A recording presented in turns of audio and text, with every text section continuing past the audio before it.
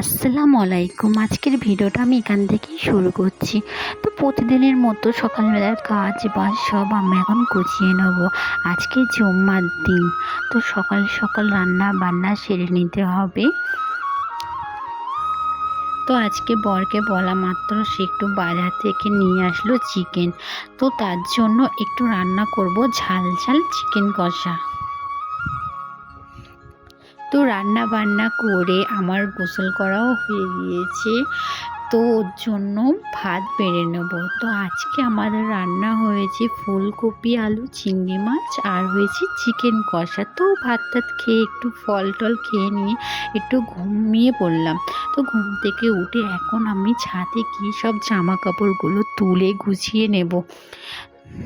এর ভিডিও করতে পারিনি, তো সন্ধ্যাবেলা চা খেতে খেতে আমি এখানেই ভিডিওটা এন্ড করলাম। সবাইকে বাই।